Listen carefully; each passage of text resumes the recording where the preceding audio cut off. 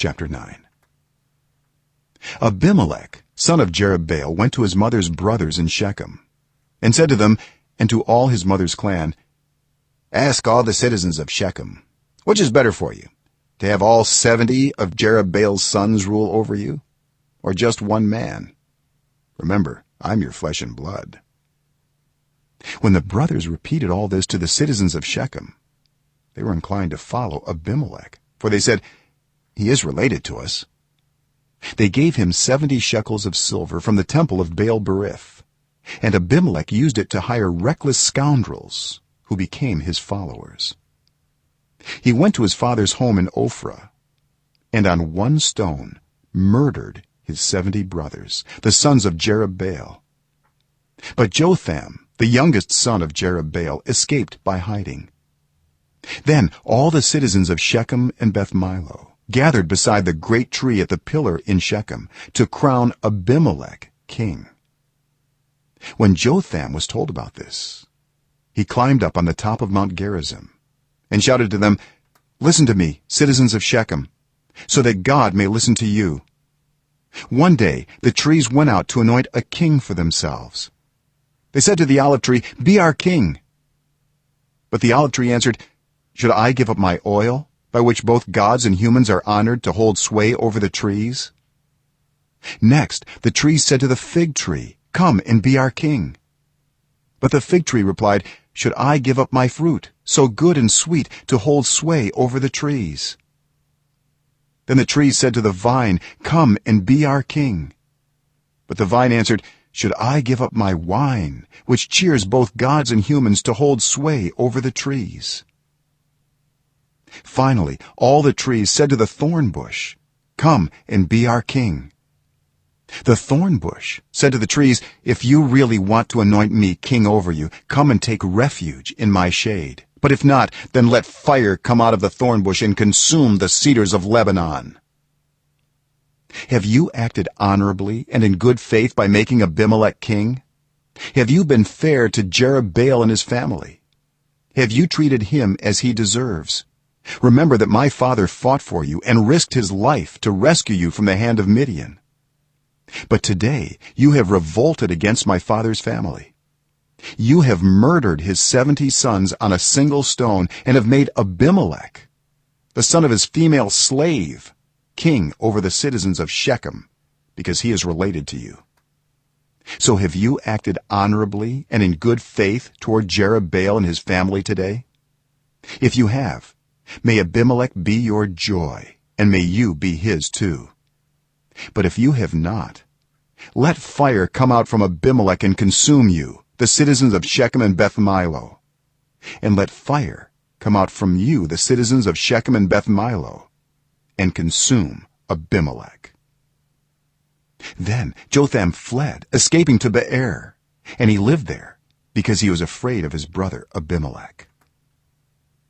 After Abimelech had governed Israel 3 years, God stirred up animosity between Abimelech and the citizens of Shechem, so that they acted treacherously against Abimelech.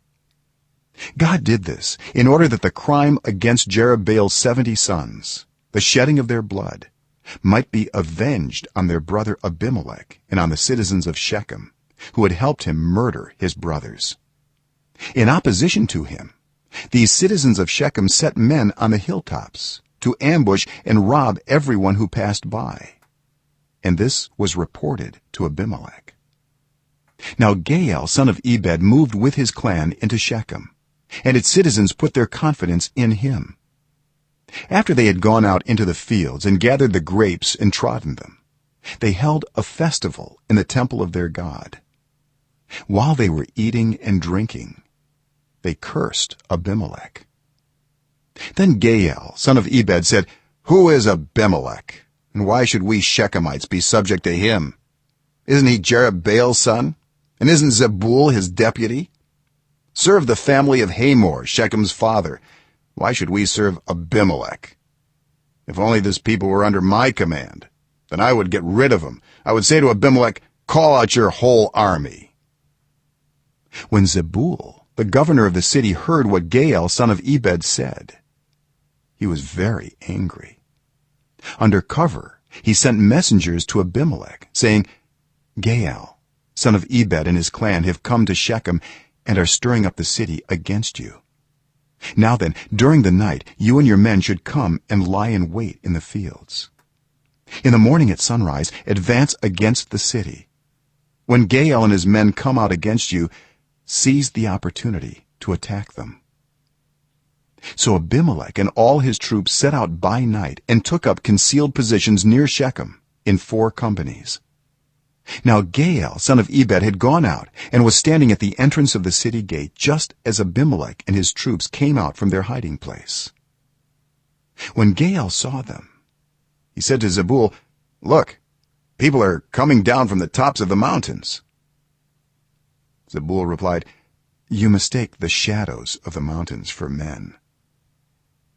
But Gaal spoke up again, "Look, people are coming down from the central hill, and a company is coming from the direction of the diviner's tree." Then Zebul said to him, "Where is your big talk now, you who said, 'Who is Abimelech that we should be subject to him?' Aren't these the men you ridiculed? Go out and fight them." So Gaal led out the citizens of Shechem and fought Abimelech. Abimelech chased him all the way to the entrance of the gate, and many were killed as they fled. Then Abimelech stayed in Arumah, and Zebul drove Gaal and his clan out of Shechem. The next day the people of Shechem went out to the fields, and this was reported to Abimelech. So he took his men, divided them into 3 companies, and set an ambush in the fields. When he saw the people coming out of the city, he rose to attack them. Abimelech and the companies with him rushed forward to a position at the entrance of the city gate. Then 2 companies attacked those in the fields and struck them down.